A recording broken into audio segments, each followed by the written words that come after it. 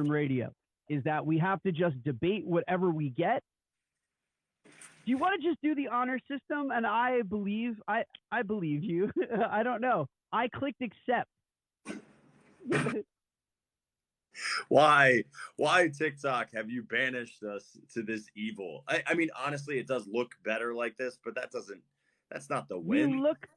But we look phenomenal. Uh-huh. But the bad part is, like, the people that are here with me, there's no commingling. Yeah.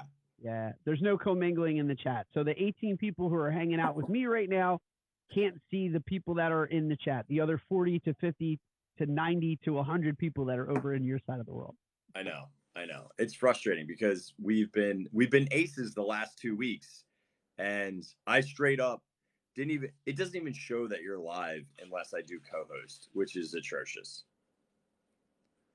I don't think so. What I think happened was, I don't think you have to be live to do multi-guest. I think I have to be live, and then you just have to send this invite or an ask to be a part of it. No. For the multi-guest, we both have to be live. I learned that by doing them with Kate. So yeah. But it's now weird because I'm hearing you still on there, but they are hearing me through here. Anyway, I say we do the show and we'll figure it out another week because I've had enough. I've had enough, and I need to debate. I'm angry. Now I need to get some good debate topics in here tonight. Hey, welcome everyone to the wonderful Tiki Radio Room. And all right, of course, wait, we gotta hit reset. I gotta hit the record button. Hold on. Oh, you have live. Well, do your thing. 3, 2, 1. Aloha, everybody, and welcome to another episode of Tiki Room Radio. I am here with the one and only Walrus Carp, and we are live on. Welcome to our weekly TikTok podcast debate show, where we are debating topics spontaneously provided by the Discord community over at Walrus Carp. Kirk, are you ready for Epcot debate night? I am. In fact, I'm wearing a grand and miraculous jacket in honor of our spirited debate, which I'm very, very excited for because Epcot is one of my favorites. And you and I feel, are very passionate and knowledgeable about Epcot to go toe-to-toe this evening. We are. And if this is your first time that you're joining us here on Tiki Room Radio, let me tell you how the rules work. I was explaining the rules previously before the two of us got connected. There are 5 debate topics which have been chosen by the Discord community. Kirk and I have not seen these until a few minutes prior to the show. So there is always, I just slipped. There is always zero debate prep that goes into the show. The idea behind the show is to create and cultivate a spontaneous argument and a spontaneous debate. We flip a coin to start to see who goes first. And then whoever wins that coin toss picks the topic, and then the opponent has to automatically debate the opposite topic regardless of how they feel. We ask the audience to score the game on the merits of the debate and the debate alone, and not to allow their personal bias or preference to get into the actual scoring of the vote.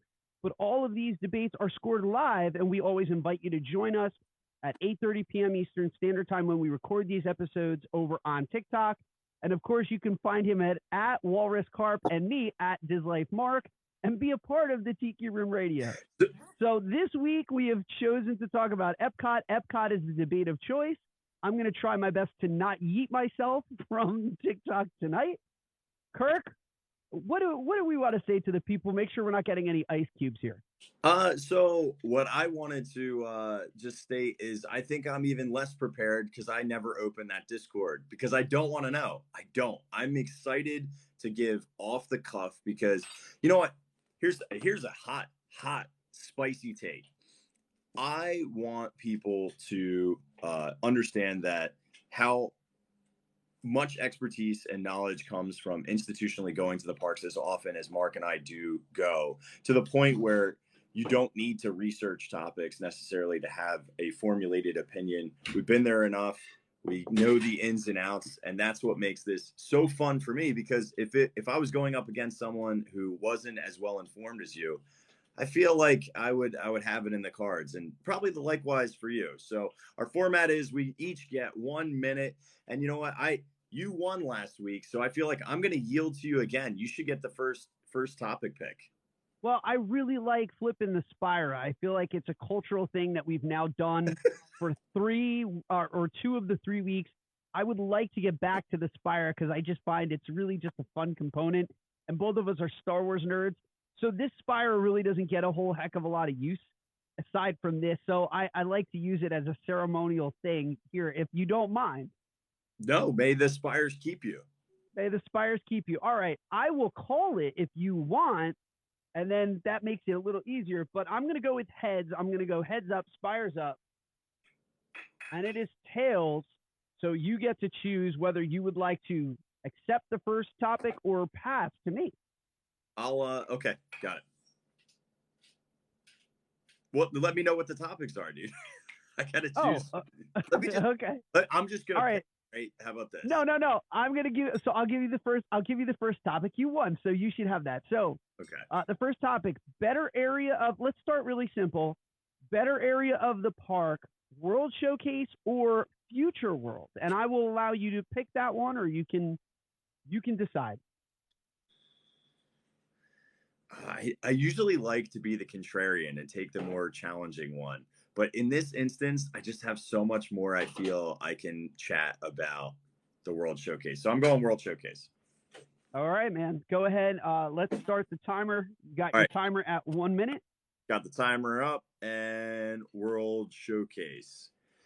So, being that I have a historian background and I used to teach world cultures, nothing is greater for a lot of folks who are using this as a destination location to be able to visit so many unique different cultures, both in flavor, taste, cocktails, food.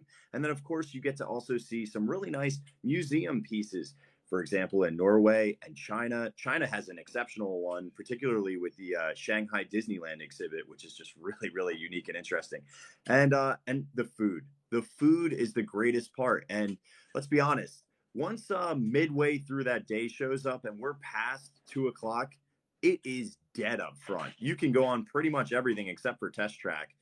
So the lines just kind of gather out because World Showcase is where the magic truly happens for everybody. And for kids, totally educational. I want to keep the education in Epcot, and KidCot is definitely a part of that. Love the World Showcase. All right, by right, I have to argue the opposite side of this argument. So here we go with Future World. Start my minute. Let's go. I understand like the World Showcase is really fascinating. It's so fun to go through all of those countries. But the thing is, people want to go to Future World because you have the blockbuster attractions, which are there. You have Test Track, you have Soarin'. Spaceship Earth is still like the prettiest girl in all of Epcot. I could just sit underneath Spaceship Earth and then just enjoy that area of the park for hours and hours on end. All of the interesting stuff is happening in Future World. And by the way, the best is yet to come over in Future World. We're going to get the Journey of Water with Moana. We're going to get a reimagined hub. We already had opening today a brand new Starbucks and a new cafe quick service. You have shopping that's there. It is the most interesting part of the park, but it's also the part of the park that has yet to been fully actualized. When's the last time we got anything really amazing and new over in the World Showcase? Ratatouille? Okay, it's meh. World Showcase is not it. Thank you, Cheryl. Cheryl said I'm selling it. You're gonna Mad the Rat, one of our best dark ride attractions, and I know you're a sucker for the creperie, so do not come at me with France Pavilion being so amazing. Let's just talk about how none of the things that you're talking about are open, but yet the World Showcase has always been open. It's always there for you. When you need a comforting drink, you can't drink around Future World, but you can drink around the world. And honestly, the fact that you came at the Rat, that's a low blow, dude. Not cool, bro. I'm very sorry. I'm very sorry. Bad decision. All right, you ready? Yeah. All right. Well, the World Showcase, listen, by and large, is also not living up to its potential. There's so many spaces of the World Showcase that are either underutilized or unutilized. You have entire areas that aren't even opening anymore. When was the last time in a festival that you had the World Showplace that was open? I don't think it's been open for like the last 3 festivals. The World Showcase has a tremendous amount of potential. I'll give you that, but it's not living up to it as of late. Okay, so let's do. I can run a poll and you can run a poll, right? I'm gonna run a poll. Do you mind Okay, just- so yep, let's start that poll. So if you think that Kirk won the poll, smiles on World Showcase is better. If you think I won the poll, sad face on the world or future world. Hang on. What are we Future voting again? Can you say that again? Smiles again are for you for World Showcase, and sad is for Future World. Got it. Right now, I have 1 smile and 5 cries on my side, up to 6 cries. You're 2 to 6, aren't you, at this point? What's that? I said you're just counting cries at this point. Well, I feel like, and I don't want to say too much as per usual. This is usually your phrase. To turn a Kirk phrase, generally you will say, I don't want to say anything here that could really hurt me in the voting. Yeah, well, you know what? Much like anything, there's so much more that you can cover because what can you do in 90 seconds really effectively? Yes. And typically, I could go either way on both topics. There's very few times that I'm staunchly one-sided or the other. All right, so we had 27-11. What'd you have? I had 7-3 in favor of me, so you won handily. All right. Okay. Well, that was listen, maybe I have a bruised ego from last week, or maybe I just wanted to come out of the gates hot. But yeah, that I needed that to just emotionally be able to manage last week's defeat. Well, listen, and now that the debate and the voting is over, I do not believe what I had to argue in that round. I firmly believe the World Showcase is the best part of Epcot. I think when it becomes formalized, right? So if they actually did the concept art for that elevated viewing platform and restaurant in the center with that awesome statue of Walt and the Moana rivers and the Play Pavilion being open and Cosmic Rewind being open, my biggest problem is that we've moved away from the educational portion of Future World. There's less interactive things for kids. When I was a kid, I loved going to Future World, and in that, always forget, it wasn't the Universe of Energy, but the one that was to the right of it that had like Body Wars and that attraction Cranium Commands. Like it had all these like fun like bikes and treadmills and like things that were enjoyable, and then it would show you what your heart rate was. Like, so there was a conversation to be had with adults and kids to learn but play at the same exact time. That's what excites me about the Play Pavilion, because it makes me feel like they're going back to actually trying to teach about the future or about, I don't know, using technology in a really fun educational way. Yeah, World of Motion perfection. Yeah, that's what I was. Yep, and Magical Vacations by Cheryl just said old school Epcot was the best, and I happen to agree with her. Again, we have a live audience here that if you're hearing this over on DizLifePodcast.com in the RSS feed, you're always welcome to join the conversation, be a part of Tiki Room Radio. So Kirk is up 1-0. Nice job on that, man. I happen to believe I would have voted for you myself. So here we go. Number 2, Epcot. Better as is, what we got, or as Walt envisioned it. I love this topic. What an amazing question. So just a clarifying question, right? Because how would you define it? Would we define it as Progress City? I think we would define it. Yeah, you would define it as Progress City, of what Walt had envisioned it being, the experimental prototype community of tomorrow, but as Progress City, as sort of the city of the future versus obviously what we have, which is a theme park and completely different from Walt's vision, taking nothing except the name and the acronym. Yeah. So, right. Gotcha. Slay asked on here, like kind of a quick rundown. Basically, it was like this all-encompassing community that had not only attractions, but it was like a self-contained community as well that You basically it kind of was what Celebration was trying to be, with a Yep. monorail station that would connect you to the other areas in the parks that just never showed up. It never happened, right? So Never that's happened. a good formula. But if you've ever ridden the People Mover and we go like, oh, Progress City, that was kind of the envision of what Epcot wanted to be, or All right. close to. So yeah, So which one are you gonna take, dude? I am going to go with what we currently have. Okay. All right. So I'm going to go with the theme park that we currently have. All right. You ready, And let me Spaghetti? know I'm ready. Okay. Listen, I understand there's a lot of sentimentality and there's a lot of love that comes with the romanticized vision that Walt had once given us with the experimental prototype Community to Tomorrow. But I don't know how much fun that would be. The only people that would enjoy something like that would be the people that are residing inside of said community and the people that would be living in that community. To the greater world and to the world at large, none of us would have a benefit to that vision of Walt unless that vision continued to grow and inspire other technologies and sort of infect other communities. And I think that's a pipe dream, or I think that's something that's very utopian at best.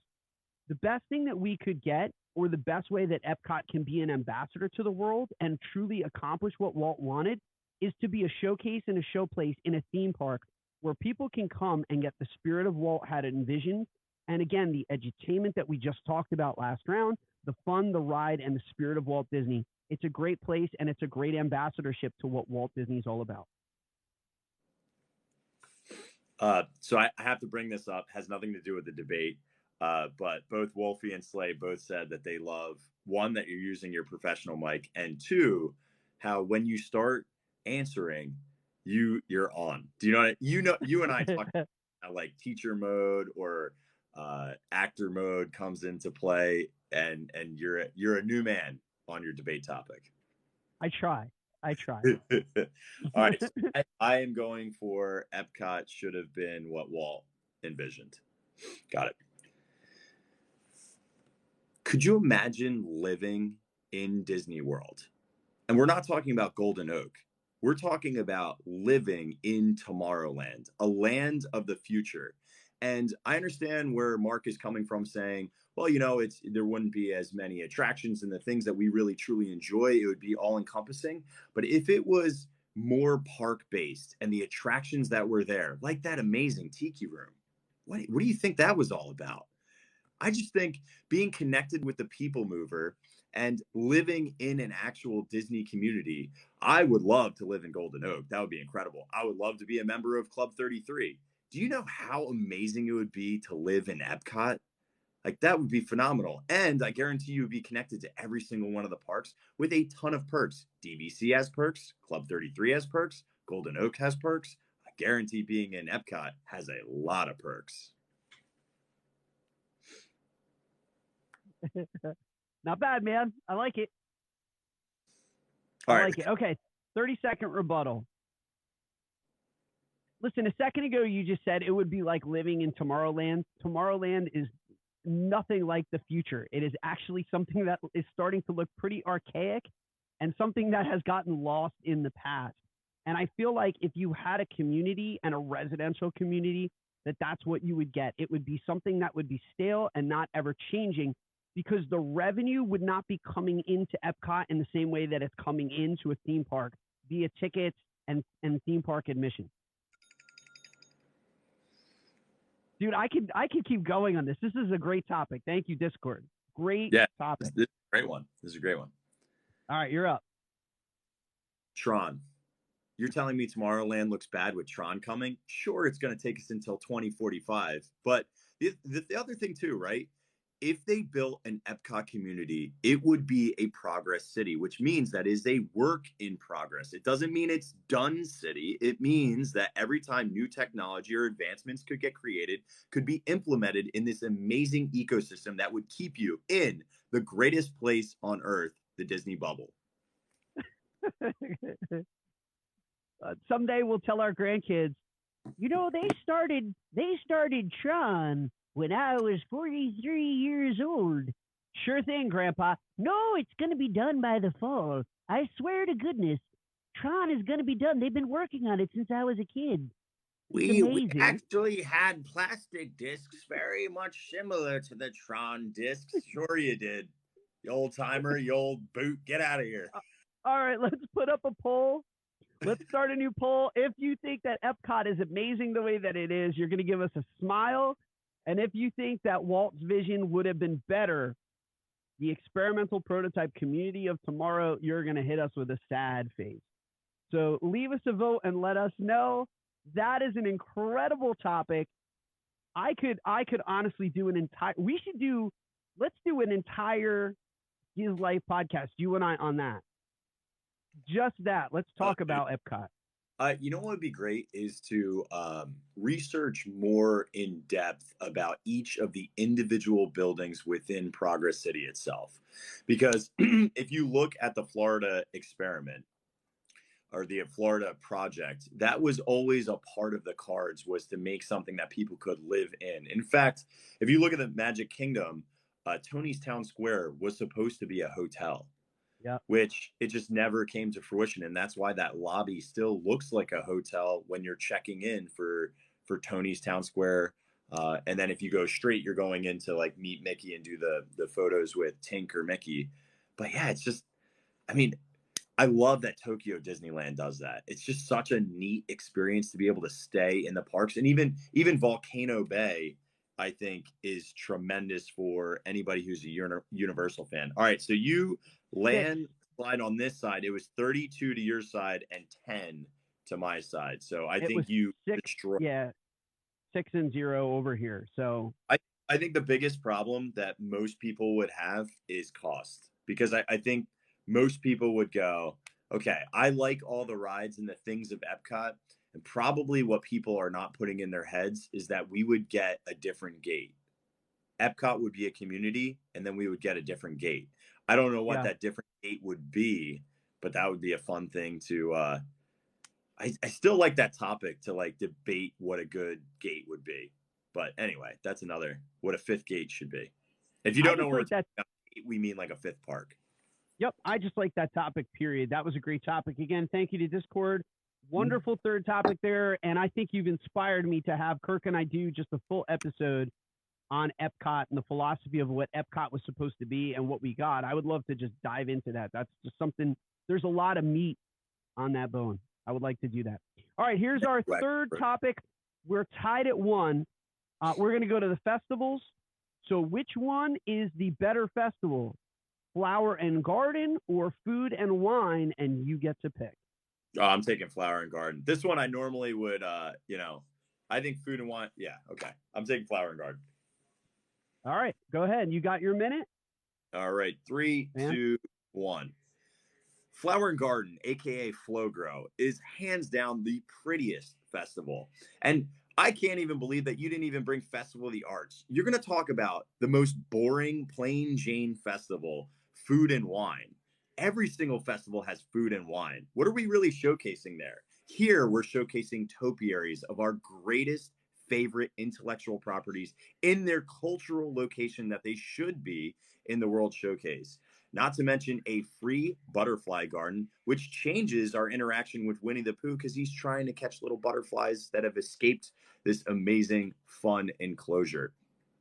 Plus, every time that I go to Flower and Garden, I'm amazed at the pricing. Food and Wine is a gouge fest. You're talking about $8 to $13 items. This year at Flower and Garden, $4 to $7 is the norm on some really, really big entrees. And the bison was one of the greatest things I've ever eaten at a festival. All right, man. I get Food and Wine. Here we go. Here we go. All right, Food and Wine is you should just say go big or go home. They are bringing you the absolute best of food and wine. And yes, you do get food, you do get booths at Flower and Garden, you do see food at Festival of the Arts, but there is nothing like the culinary celebration that you're getting at the Food and Wine Festival. They really go all out. The chefs are pulling out all of the stops. That's where they're hitting you with these like show-stopping dishes, these incredible combinations that are just pleasing to the palate. And they're starting to also emulate some of these other festivals. There are some artistic elements that are trickling in to food and wine, and it is in so many ways the biggest festival. It's one of the most popular, and it's also the longest running festival because it's so well attended. They have so much to offer every single year at this festival, and it's constantly changing. Give me some more new topiaries, and maybe I would vote for Flower and Garden.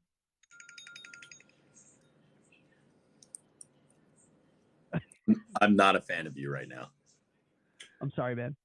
The reason why I'm sorry is because not in one thing in that conversation did you bring up the myriad of things that the Food and Wine Festival actually brings out, except for the food and wine, which we still have food and wine at Flower and Garden, Festival of the Arts, Festival of the Holidays. I mean, food and wine is what Epcot is all about. That's the reason why people look forward to not making reservations and just going in at night to have a good time.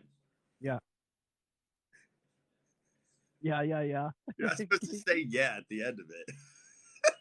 I don't know. Okay, ready? I get 30 seconds. I get 30 seconds. Flower. Oh no, yeah. Do you have a? You got to do a thing, right? I do. I get 30 seconds to say something. I thought you already did a thing. No, I did a minute.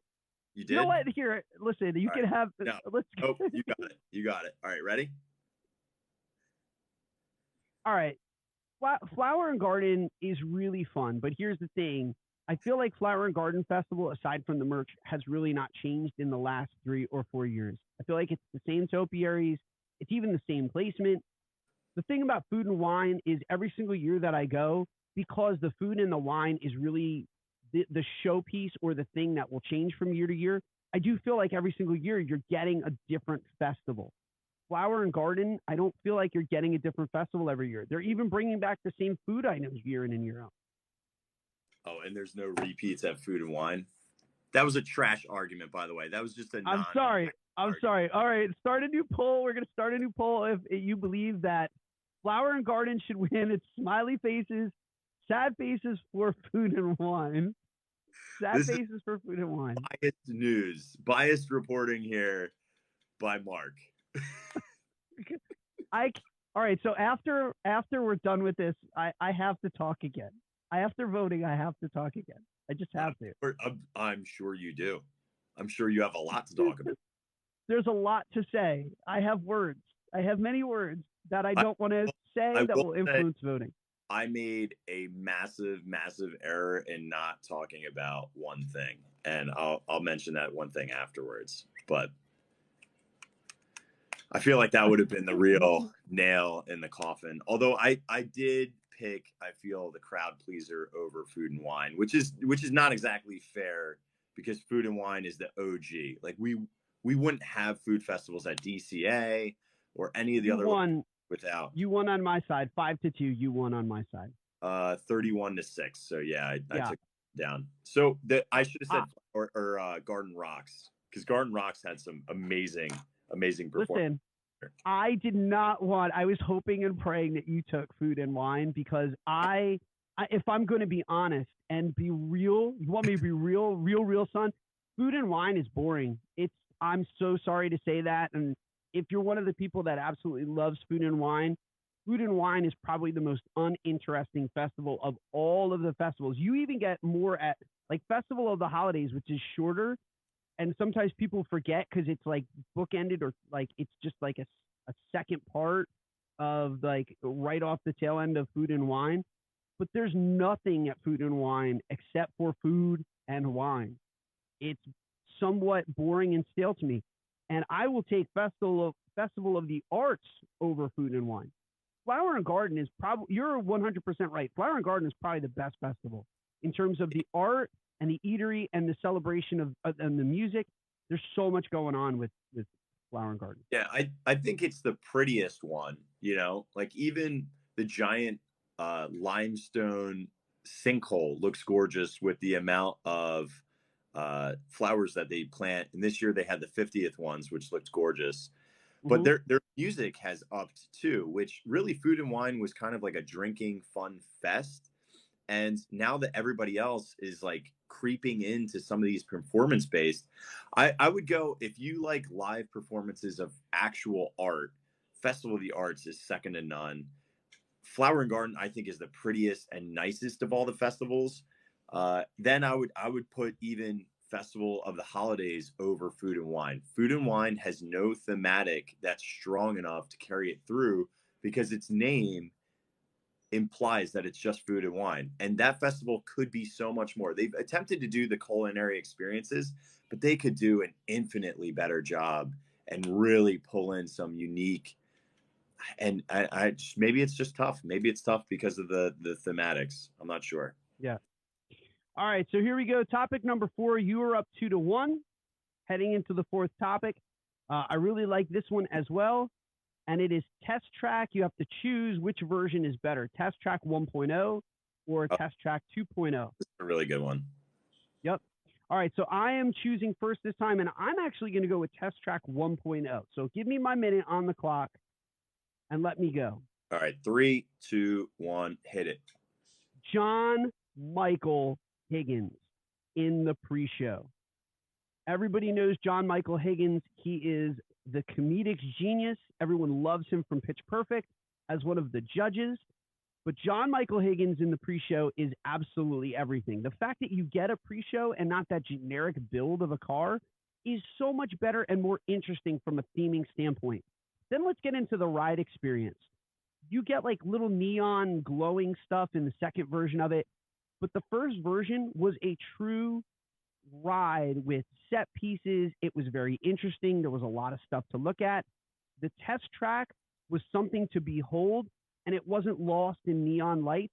And can we talk for a second about Test Track 2.0? What is it trying to be? Is it trying to be a commercial for Chevrolet? Is it a faux Tron? What actually is Test Track 2.0? The world may never know. Just go to Radiator Springs now, because the second version, it stinks.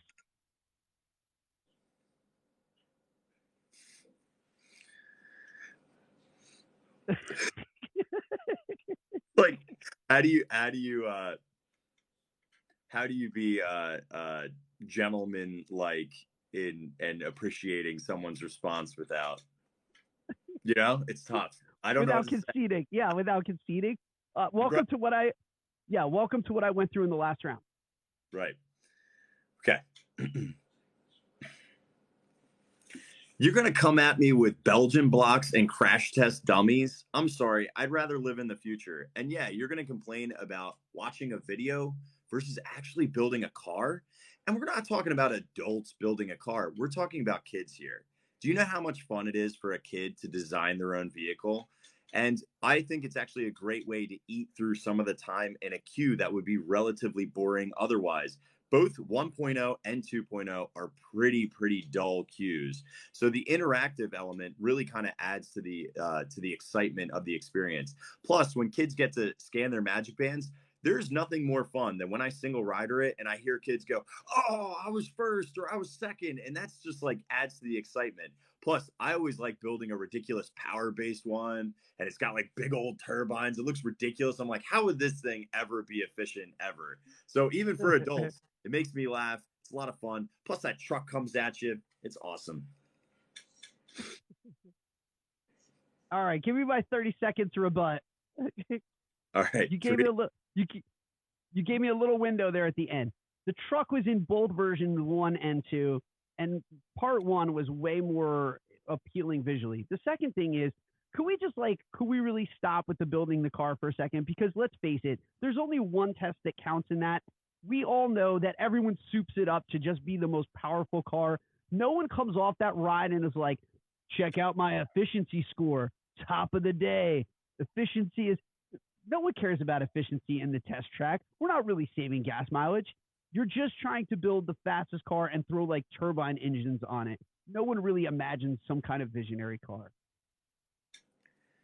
Okay, but you're telling me that somebody's like, "Oh, I want to pretend that I'm an inanimate object that gets slammed at 60 miles per hour and flies through a windshield." Is that what we want to do? I don't know. That's not how I envision my weekend. Personally, listen, it's a great attraction either way. I do love both iterations of this ride, but I think plussing it in this more dark ride because you're basically in a well-lit warehouse. So I don't know. I think it Yeah. makes it more edgy with the lighting. To be fair, I could have argued both sides of this. I do like Test Track. I think all three versions of this ride are really great. Out in Radiator Springs, you get Radiator Springs Racers as well, which is a Cars theme. I just love this ride. All right, while we're doing this kind of stuff, let's vote. If you think version 1.0 is better, you're going to smile. If you think that 2.0, the current version, is better, you're going to give us a sad face. So again, smiley face is version 1.0, sad face is the current iteration. I think So I think this is a polarizing one that most people probably won't listen to either of us on this topic. Although we made good points, I think you're going to get people who experienced it from two different eras, and the two different eras are going to choose based on that, because this is a total textural feel. Even though I feel that both of our debates were appropriate, there's probably some people who haven't experienced one or the other. Well, Sarah Thurgood is saying in my chat, I am not voting out of protest because Radiator Springs for life, she just said. Well, she's not wrong. If we threw Radiator Springs in here, I would pick Radiator Springs over Test Track any day of the week. Not only is it an amazing, amazing dark ride with revolutionary audio animatronics, but it has a great storyline build, and then it's just a replayability, amazing ending. So it was 15-11 on your side, 15 you and me, 6-1 on my side. Woo! So it is 2-2, man. We are heading into the final round. I do feel, to be honest with you, I would, and this is purely based on nostalgia, because I remember going on Test Track when I was a kid, and my dad worked for Chevy. My grandfather owned a Chevy dealership. So he had his little business card that said that he was a GM of a Chevy dealership. GM was a big sponsor. And if you didn't know this, most of the Epcot attractions actually have lounges built above them for the Keystone sponsor for that attraction when they were built. So I remember going up as like a 6-year-old and walking upstairs into the lounge, and it reminded me of the DVC lounge, Marc, that you've been so gracious to bring me up twice. Free sodas, free eats, little chippies, and then you got to see the entire floor of Test Track, which was wide open. So you could see all the cars moving in the various segments of it. It just was so unique. And the coolest part about it, as soon as we were done with the lounge, they walked you right onto the ride. And it was like a preload. So you even got loaded before you got to the load section. So they just it was like so baller. It was amazing. I felt like, and they still have that lounge to today. Every time I want to feel like I'm a poor and unfortunate soul, I just look way up high outside on Test Track, and you'll see people looking down upon you, and they are judging you because they are better. So Rob just came into the chat and gave us an alternative title for the show, and I'm absolutely loving it, Rob. He says, call the show The Magical Adventures of Goatee and the Epcot Walrus. And I'm here for that. Maybe we'll title this episode that instead of debating Epcot, maybe we'll make that the title of this episode. I feel like Rob is Shakespeare because that was extremely wordy. I like it. All right, so the last topic, you get to go first. I like these last topics that aren't this or that, but they're a little bit more open-ended. So our last topic for the night is open-ended, and it's going to be simply this, man. You get to go first and throw your idea out there, and it's retheme Figment. Retheme the Imagination Pavilion. You get to choose whatever you want. You get to bloviate for a minute. Are you ready? I'm ready. Go. Ralph Breaks the Internet. We desperately need an attraction for this area. Oh gosh, if you could see Marc's face, he's already getting misty. Like we get a little piece of the connection point, right? Where you get Ralph and Vanellope coming in. I can't wait for the Ralph meet and greet to come back. But I could imagine if you journeyed into the internet through this crazy dark ride experience and you bounced around and there was some hijinks and you went into different parts of Disney IP that were websites and there's a virus and It has such a great storyline. It has so much space. If you didn't know, where the taste and touch lab are, that's actually an extended part of the original ride's track space. So there's so much infinite room to be able to utilize. And Wreck-It Ralph, they said they were going to build something in the Stitch's Great Escape, but let's give them the dark ride that they truly deserve. And I think the internet or even augmented reality would fit really nicely for Wreck-It Ralph. I can't say anything. I can't say anything. All right, just give me a minute. Give me a minute. I have a really good idea too. Okay, I like it. I love that. Zero prep on that one, and thank goodness they had that meet and greet. Otherwise, I would have nothing to say. Holy moly! All right, so I'm going to draw my inspiration from the second meet and greet there, and that's Inside Out. That pavilion, and you think of like just the concept and what Inside Out is all about, and the dreamscape and the dream state that they go into. So much of Inside Out is based upon or can root itself in that original concept of what imagination is all about. Creativity, competing sort of personalities and personages that live inside of all of us, work in concert, work in tandem to make the best version of ourselves. Just the intellectual property of Inside Out is just so fantastic. And the world that they created as part of that intellectual property, it's just so wonderful. And if you want to be true to the spirit and the true spirit of and the original spirit of what the pavilion was going to be about, I'm all for Wreck-It Ralph. But Inside Out, I think, would really be a really nice continuation of the original concept, but do it in a way that reconnects with future audiences and kids that absolutely love joy, sadness at all.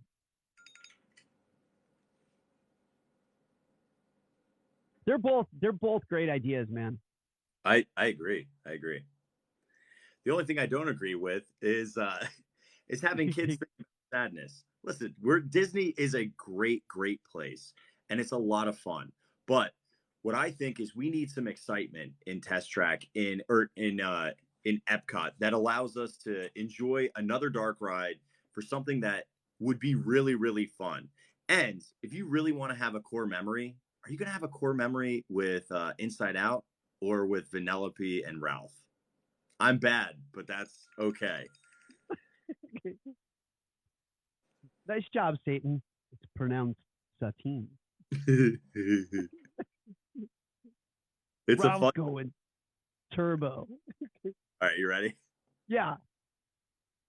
Kirk, I feel like you just went turbo with that idea, and it's a really wonderful idea, but it just does not fit the original programming of what the pavilion is supposed to be about. Inside Out fits and captures the spirit of what the Imagination Pavilion always was supposed to be. I just love the idea of not just meeting joy and sadness, but to even expand that and get anger, disgust, and fear as part of that. And dude, we need Bing Bong in true form in some way in the parks. Give me Bing Bong. All right. Put it to a vote. Let's put it to a vote. Interact. Yeah, if you believe Wreck-It Ralph is smiles, Inside Out, give the vote for sadness. He's nail biter, dude. I like both of these. Both of them would be great. Do you think, though, like, this is an aside, it has nothing to do with anything. Do you think Figment needs to go? Because I think Figment needs a place. He's become such a cultural icon for the park. I couldn't see him going, but maybe I'm off. I feel like there can be something else where Figment can live, that it doesn't need to be in a ride experience. Figment would be a great movie. That there's that little theater that's right next to it that has the Pixar Film Festival right now. Yeah. I feel like there could be a really great tribute or something that Figment could be a part of in that space.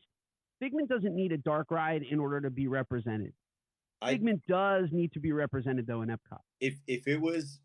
So here's a whole other thing. They should be bringing... So this was so close, dude. It was at 16 the entire time, and the last section, it was 16 to 16.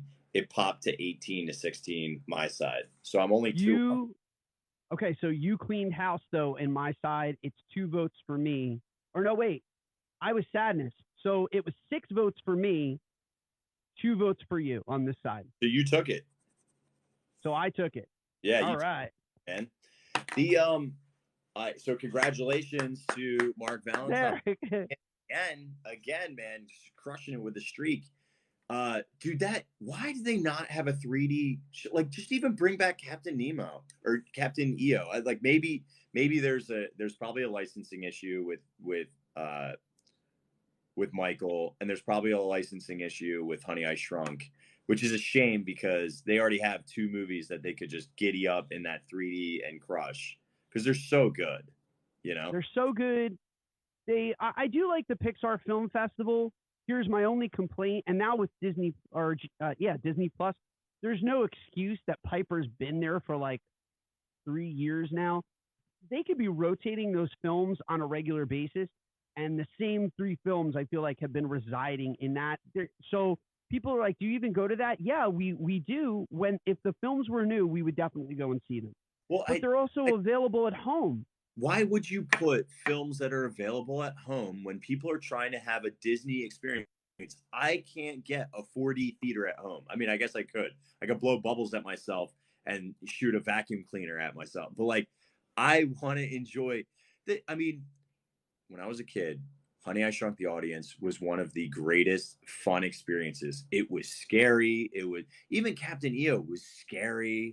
I just found out that Michael Jackson was like terrified of the actor who was playing the creepy like witch, which is crazy, you know? Yeah, you can tell. Definitely burned. It singed into my brain when she would do the nails reaching out to you. I still haven't gotten over that. Scary. It was very scary. But like, still haven't gotten over that. We need that because like kids enjoy those things. Adults enjoy those things. And instead we just get shorts, which you could watch anywhere on the internet. Yeah, I agree. Would you? So all right, we are real quick, because I do need to know your opinion on the Ralph one. Would you, if you had a choice, and you're the CEO, Marc? I need you to pick one. Dude, Wreck-It Ralph. My 2 favorite movies. People always ask me what my 2 favorite movies are, and I cheat. And here's how I cheat. I go, well, my favorite Pixar film is Inside Out, and my favorite Walt Disney World Animations film is Wreck-It Ralph. And in that regard, like I really skirt the issue by parsing the 2 animation studios and not having to choose between the 2. But if there's a movie, so I don't know if it's a dad moment or what. Ralph Breaks the Internet. So Wreck-It Ralph was just so fantastical because it obviously introduced us to the concept and the world of Wreck-It Ralph. But that second movie, I'm not kidding. I'm like maybe one of the only people in the world. I saw Ralph Breaks the Internet 5 times in theaters. I loved it that much. And I was like one of the only people that they were like, it wasn't as good as the first one. I was one of the only people that was like, what are you talking about? This was amazing. The way it opened it up. But the moment at the end of that, when Vanellope leaves the game and leaves the arcade and goes out on her own, I mean, we're dads.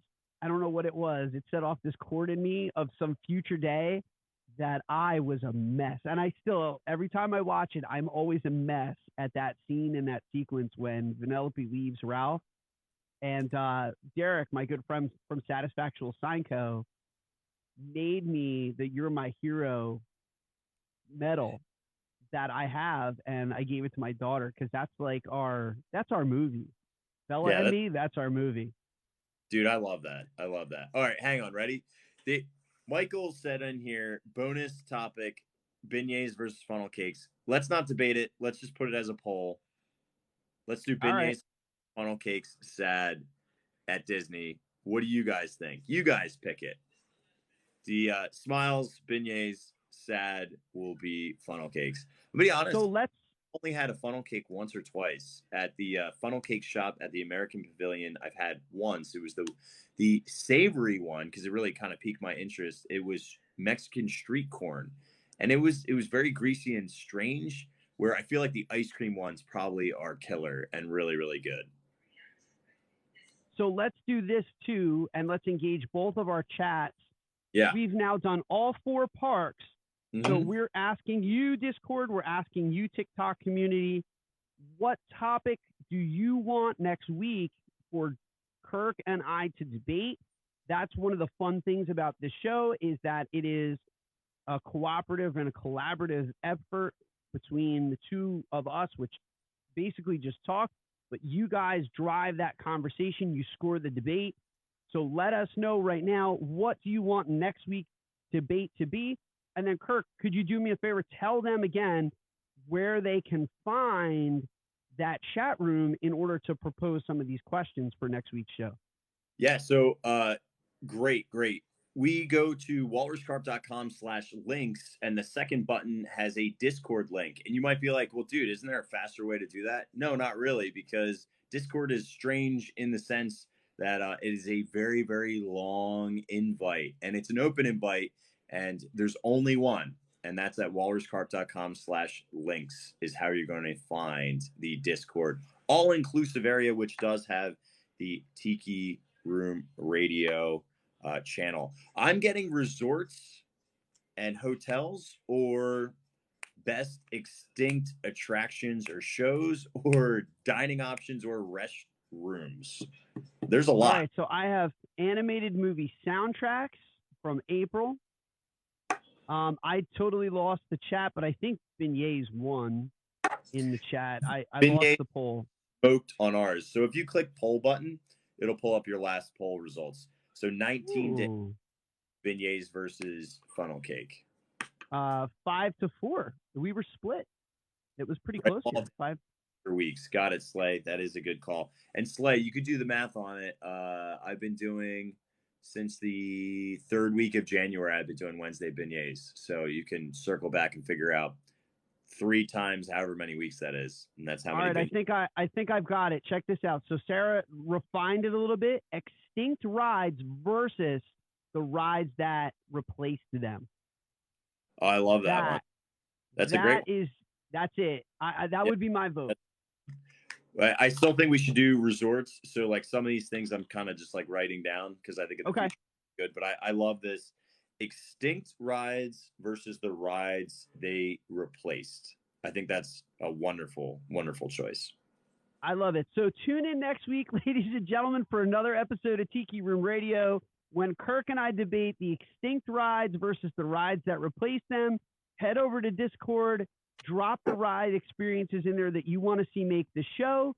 Join us again every single Thursday here on TikTok at 8:30 Eastern Time, where we are debating Disney topics spontaneously, having a lot of fun, and just hanging out. But until next time, farewell and aloha to you. All right, hang tight, TikTok. We're not going anywhere. We just ended the recording session. Now it's where things get real, where we how did real world go? When people stop being polite and start getting real. Stop being polite. The real world Tiki Room. You can tell that Marc is a professional at podcasting. I love this show. I love Rad Tea Party. I love this show. Yeah, they're always really, really fun. And I think, you know what, the key to this show, which is what makes it so fresh, is that you guys basically are dictating the entirety of what topics for us to cover, which, for Marc and I think that's awesome that we just kind of off the cuff can roll with these things and come up with some pretty unique banter that does lead to, oh man, I never thought of it like that. So I always kind of uncover and learn. AV, close out and then come back in. He says it's lagging. The audio is lagging. Mm-hmm. So I need to ask both your audience and mine, how is my audio? Is my audio okay? Because Kirk is saying that there's like something weird going on the audio end. So just to let you know, too, and to peel back the curtain, and now that this isn't part of the audio, but this audio is pumping right into my soundboard, into my Rodecaster, which I can record and capture here. So it says my audio is muffled. Okay. Christine is saying on my end, my audio is a little muffled. So yeah, I ended up, I feel like my mic wasn't working the entire time, or it sounds like it was working earlier, and then it just kind of, you sound very different than last week. Hang on, maybe it's this mic. I don't know, because I'm curious to see how it captures in the Roadcaster. Sounds like I'm talking into a cup. It's like you're talking to a cup. Hello, everyone. Luke, I am your father. All right, so I think my mic was good. I've got no mic now, but I don't know if it was different, if my audio is different now, but I think going through, like, where are you plugged in? Because there's like got to be a pass through between your phone and your mic, right? So the phone is actually Bluetooth to the board.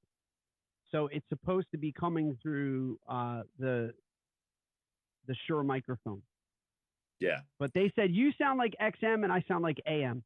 All right, everybody, welcome to the sport game. Yeah.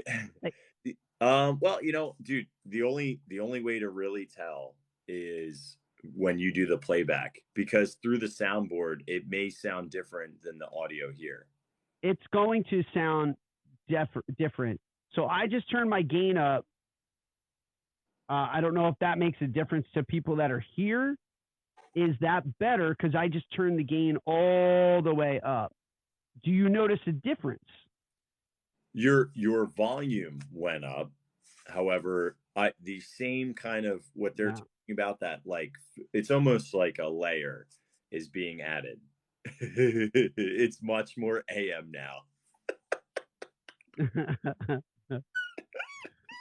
Look, we're trying different things. Marc is giving podcast, Kirk is giving sports announcer on ESPN.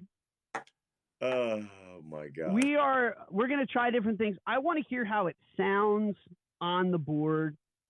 And if it sounds good here, I mean, like, then that makes a real tough decision, because last week I didn't have earphones or anything. So for those of you who go to DizLifePodcast.com, you're going to notice the Animal Kingdom episode. It was not great audio on my end, but that I wasn't prepared at all. I totally even forgot that we had the show. I was on the bus. I was at Mardi Gras. Kirk's like, "Hey, are you coming to like Tiki Room Radio?" I'm like, "Oh, I'm at the park." I had to run. So Morgan said you sound like people over the headsets in planes. And then the other one that made me laugh was Mystic goes, he's giving me a subway conductor.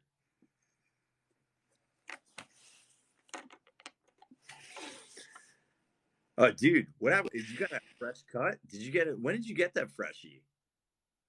I just got one today.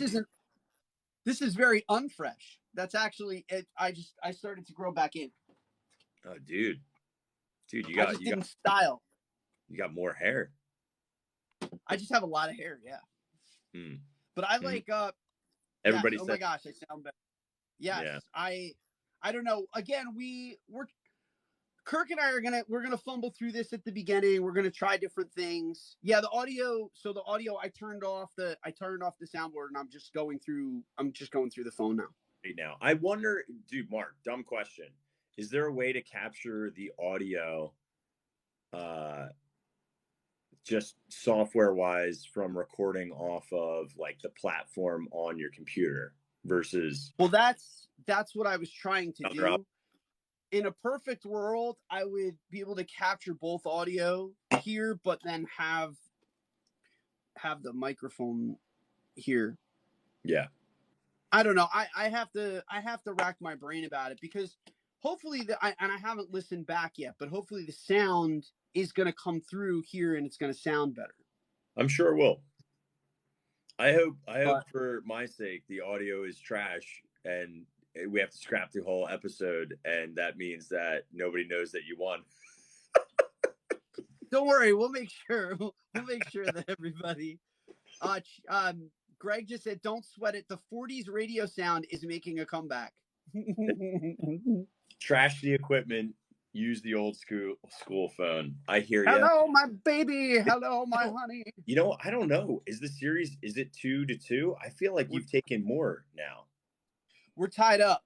We are tied up. We have 4 episodes in in the tank already. That's crazy, man. It's already been a month of weekly Tiki Room radios. Where does the time go?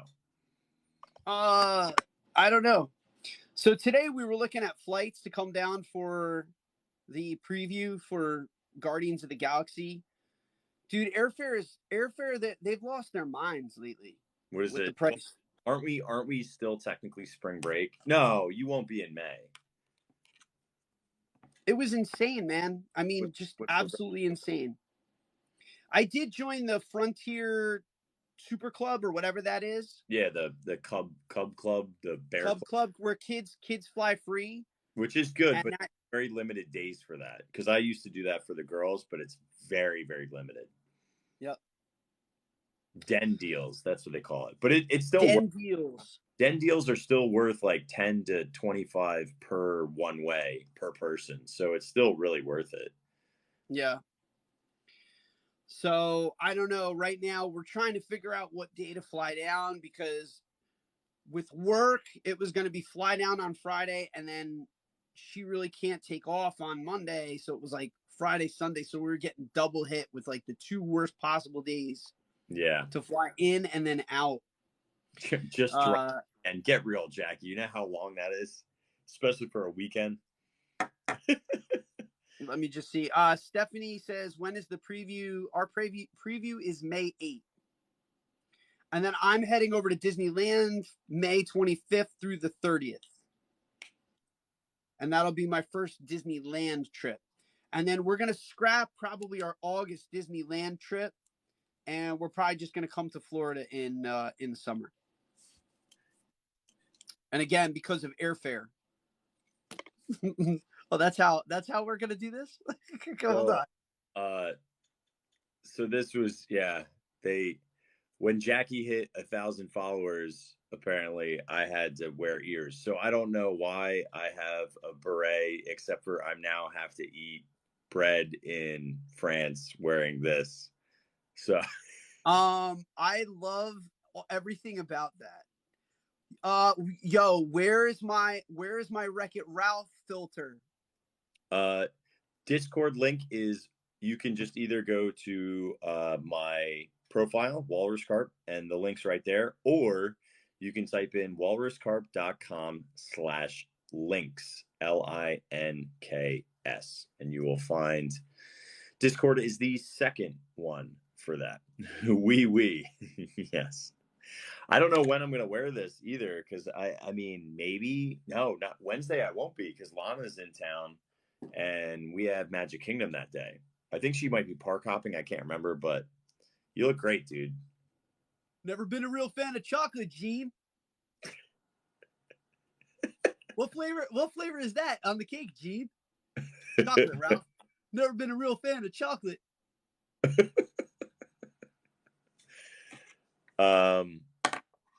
The Discord is yes. Did the eagle ever land? Yes. Lemons away. You know what we're talking about.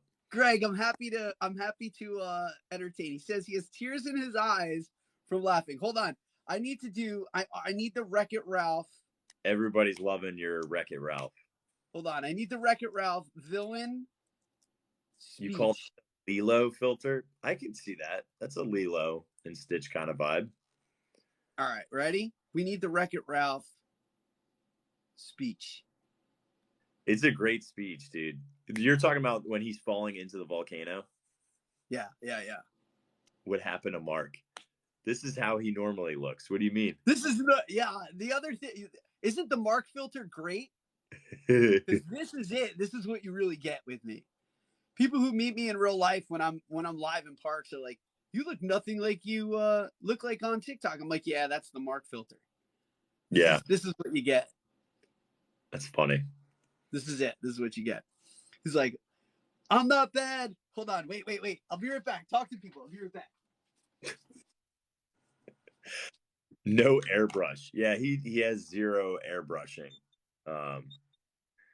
That's what he normally looks like. There's no difference. What was the other one I was going to get? Somebody had asked another. Oh, how did Marc and I meet? Which is a good origin story.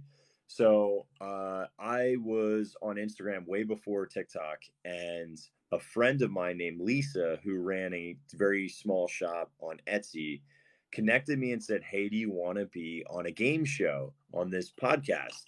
It's called Diz Life. The guy Marc there is really cool. So is Dwayne, and you can go check it out. And there's going to be like 8 of us all kind of doing like a round robin style game show."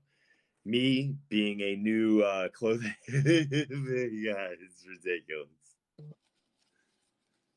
I can't say. I'm trying to tell everybody how we met, and now I can't. I'm broken. I'm broken. I'm not bad, and that's good. I'll never be good, and that's not bad. There's no one I'd rather be than me. That was ridiculous, dude. So good. So all right, hang on. Let me just finish up. I can you I finish this. So I was on a game show on Marc's podcast, and you could tell that Marc and I really connected. And afterwards, I thanked him so much for the opportunity because we were still growing. I don't even think we had 2,000 followers on Instagram. We had nothing on TikTok. We had nothing on YouTube. Nothing. So yeah, Marc and I came up with a concept to do like a historical perspective on defunct rides, and we did 2 podcast episodes together, and we've been hanging ever since, and doing occasional. I would go on this Diz Life when it was that, and here we are doing shows together, and it's just because Marc and I really get along. We have very similar values and behaviors and what we're trying to build. So it's just, I don't know. It's awesome. I've learned so much from him too. It's been a very invaluable relationship, and almost sometimes I feel one-sided, where I am definitely learning and earning more than Marc is some days. You're my hero, Kirk. You're my hero.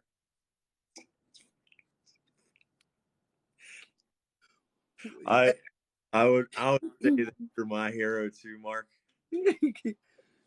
Oh. How's my connection? Did I lose my Wi-Fi or my wifey? You're coming. Can you speak up a little bit? Zangief. Oh. Hey, you want to go to Tappers? I would like to get a root beer, Mr. Tapper. I'm gonna wreck it.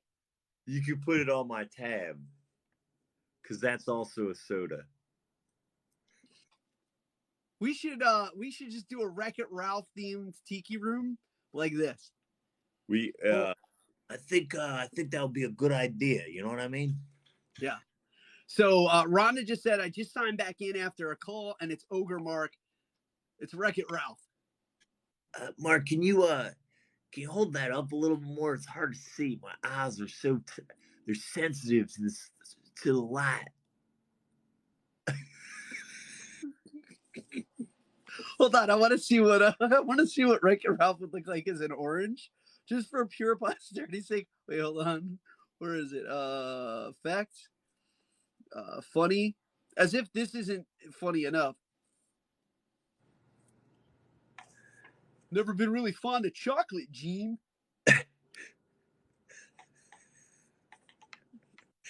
Dude, he's so awkward at that party. Have some candy. Dude, can you do your fun dungeon line? Salmon. It's so clearly salmon. Wearing a lot of pink. Salmon. Have some candy. Ralph, you're not going turbo, are you? Dude, your impression is so spot on. King Candy is, I agree. Riley goes the King Candy, aka Mad Hatter. Very similar voice. Slight nuance to it. But yeah, that is really on point. It's the Fungeon. It's a fun dungeon. It's a Fungeon. I do not have the Clementine for this nonsense. Hold on, I need some King Candy quotes. Let me do King Candy quotes from Wreck-It Ralph. And it's Alan Tudyk. For those people who don't know, I mean, like, again, just what a voice actor. Alan Tudyk is so good. Okay. Where's my, I need these. Hold on. For this line. You wouldn't hit a guy with glasses, would you? Oh, and the glasses don't even show up. It just looks like I have no eyes now. Oh, that's creepy. Oh, ring light. Tell me you're an influencer. You hit a guy with glasses. That's well played. That's well played. It's game over for you both.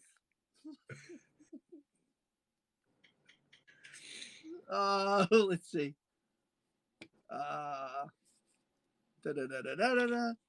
I'm glad you guys could squeeze in some time for some citrus humor. Milk my duds. It's Wreck-It Ralph. Dude, I don't know why I channel such a good King Candy. I don't know. Your King Candy is really good. It's really good. I don't, you know. You the guy that makes the donuts? Oh, please. No, I'm King Candy. I see you're a fan of pink. Salmon. That's so obviously salmon. What are you doing here? Dude, I want to do that. Like, we should have a dramatic reading. Listen, let's get Lem. Let's get Jason. Let's do a table read of Wreck-It Ralph. Just a full 2-hour table read. Yeah, let's just do a full 2-hour table read of Wreck-It Ralph. Idea, just spitballing. I think it would be actually really funny, no joke, if we did maybe like a scene or two in like a thing, like maybe each of us picks like a scene that has enough characters, or, you know, I don't know who's good at certain voices, right? Like if somebody is good at a particular voice, then they could voice that one and the other person does the read, but serious. You know how like you could do Candy in Candy's voice, but somebody else is your opposite, but like just reads it like you're doing what would you, an audition, you know? Dude, I would love, we definitely, just thinking of that as like a really fun idea. That would be fun. Yeah, I think it would be very fun. I don't know if Lem's good at it. Jason may not be good at it. I don't know. We'll ask him. The absolute funniest is when you talk seriously with the faces on. Good Vibes is saying, do it. The video of Jason and Isaiah is my proof. Isaiah is giving and Jason is just goofy. What do you mean that? You mean you're trying to tell me that Jason's out there, Isaiah is putting him up, and Jason's goofy? Goofy how? How is Jason goofy? Dude, what am I, like a clown? Am I a clown to you? When Marc just turns a little bit, that like big elongated nose like that, he looks like he got popped like too many times. Cut me, Mick. Lem's attempt at an old person the other day slayed me. Yeah. Lem did try to do a grandmother voice, and it left a little to be desired, and it was amazing. Oh, you want to hear a whole Tiki Room Radio with Marc as King Candy and me as the Godfather? You want us to talk about, you know, King Candy? You always talk about Candy and the tracks and how you know, you rule this whole candy layer, this candy castle. Tell me more about the fun dungeon. I got nothing. Welcome to Tiki Room Radio. I don't know why, but when I go outside of the Tiki Room, I lose it. I lose the King Candy. I lose him completely. Salmon. It's so obviously salmon. If I do that line, I've got it. Like there's I do feel like you're a little different right now than you know. Is that because you're doing the Wreck-It Ralph face? Yes, I need to go back to the orange. When Marc, his old lady sounded like a gangster. Kirk is the mob boss from Zootopia. When Marc turns to the side, he looks like one of the bears from the Country Bear. He looks like Liver Lips. I got a woman, she loves me. Whatever we do, we both agree. Dude, that's amazing. I ain't too. That's amazing. Yeah. That's amazing right now. Who's the teeth? The teeth? That was perfect. That was really good as liver lips.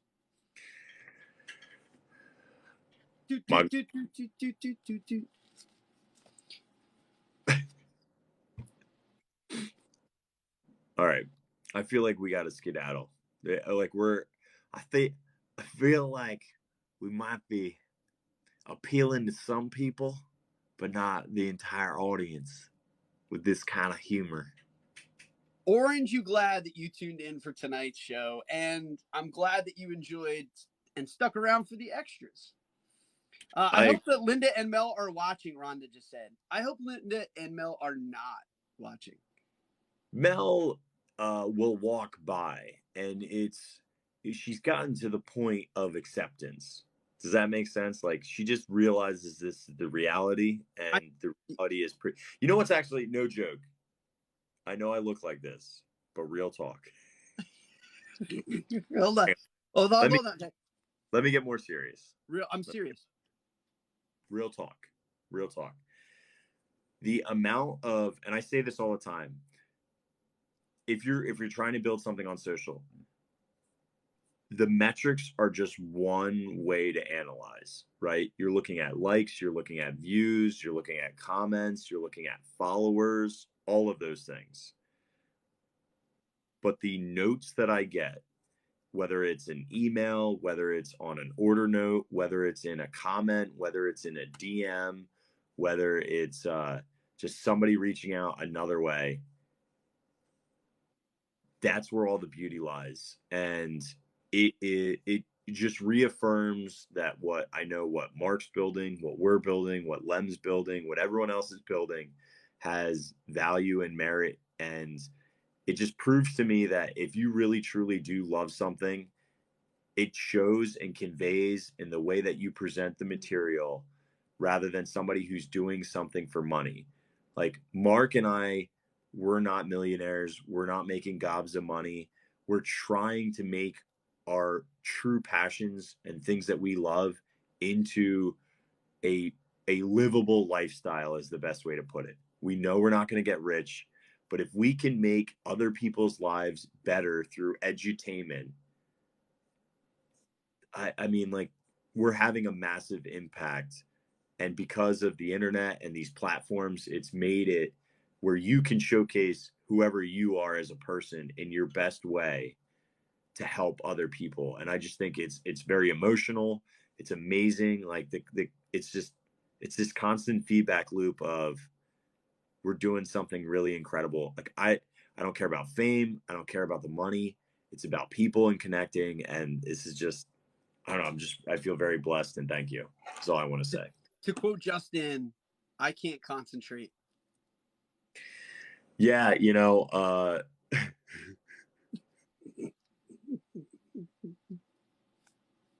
I thought we were leafing soon, but the juice is worth the squeeze, he said.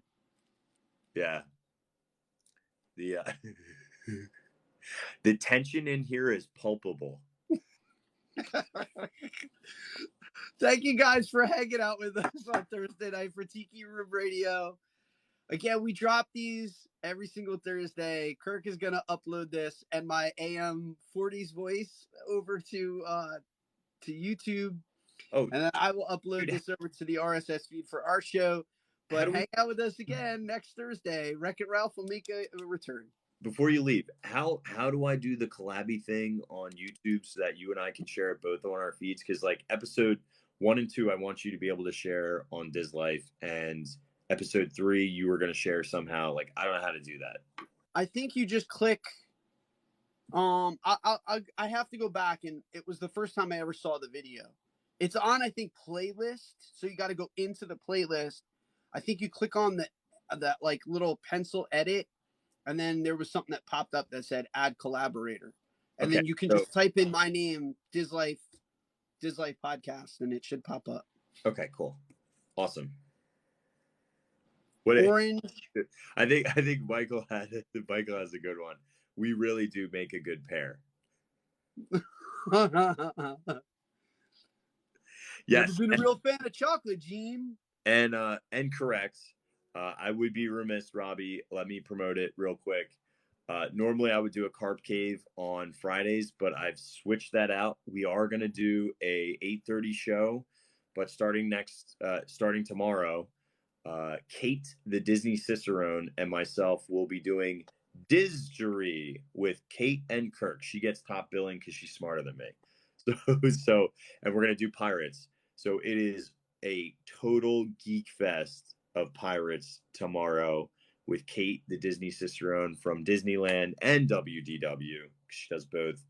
And me on the WDW history side of things. So we're going to do, Carb Cave is being replaced by Distery. So Disney history will be with nerding out with Kate and myself. And right now we're just going to be attractions focused, but that will change and evolve as the show changes and evolve. It'll be just straight on TikTok. And then I'll repost onto YouTube as well if you guys make anything. Again, shout out. Thank you, Sarah Thurgood, for the magic mail. Like, she sent this to me as just a cheer me up that this is the San Diego Comic-Con Oswald the Rabbit. And so what is he holding? He's got like a remote control in his hands. Which what? I don't know what. He's controlling Disney. Dude, can I get a quick hot take? Sure. Here's a Walt line. Tell me what you think about it. We have to remember it all started with a mouse. Did it though? It gets me. It gets me because I get it, and that's really what lifted it. Yeah. But it didn't. Parentheses rabbit. Yeah, that's an asterisk. Oswald, that's a Barry Bonds asterisk if I've ever seen one. It's a great line, and I love it in The Wonderful World of Animation, and it brings me to Waterworks. But also, dude, first time I ever saw Enchantment so up close with the projections on Wednesday, I was verklempt, dude. It's good. Mm-hmm. And I never saw Happily Ever After from that viewpoint, and I feel so remiss that I've never put more emphasis on the projections and being just slightly askew to the left and seeing how the projections actually interact with the fireworks is just mind-melting amazingness. Is Enchantment the greatest 50th show ever? No. Is it an amazing show? 100%. Yeah. The best seat or the best view I ever had was I was right on the railing by the partner statue, slightly to the right. And being right on the railing was great for a multitude of reasons. For one, for 20 feet in front of me, there was no one. It was all open space. So I just had the absolute best view of the castle. And the other thing was people weren't pushing past me. So I had a really nice personal space. I felt really comfortable. I just had the ultimate view. I got a 4K of Happily Ever After that way. And I have to do that for Enchantment. But it's just a matter of posting up early enough to get it. Yeah, and people come rolling in. So people ask me, because I had a really decent spot, like how early was I? It was kind of like a last minute thing. So I got there 45 minutes before the fireworks, which I would show up on Main Street just to see the projections down there 30 minutes ahead of time. But the one thing that I thought was so unique is I thought being close would take away from the fireworks in the back. It didn't. What it actually ended up doing was giving you the perspective that the fireworks are supposed to show up. So like I didn't realize that Maui's hook was a firework. I knew Star for Tiana, but it just showed up so much nicer. Obviously the Heart of Tafiti shows up nicer. It's just seeing that, I'm like, dude, I am so messing up for not seeing these shows up front. And I'm spoiled now. Like I feel like I'm gonna have to battle crowds and be there 45 minutes early every time now. Well, you can always just start broadcasting just to occupy your time. But traditionally, we always, as a family, we always wait anywhere from half hour to 45 minutes. Always.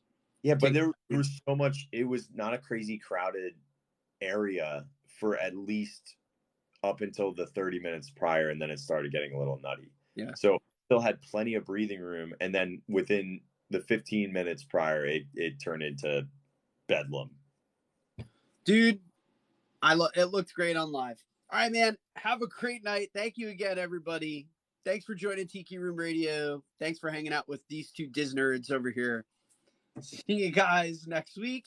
Here, hang on. Wait, hang on. I got to do it this way because I think we're opposite, right? It's like, give me a both so that we're meeting each other. Have a good night. All right. See you guys. Thanks for hanging out.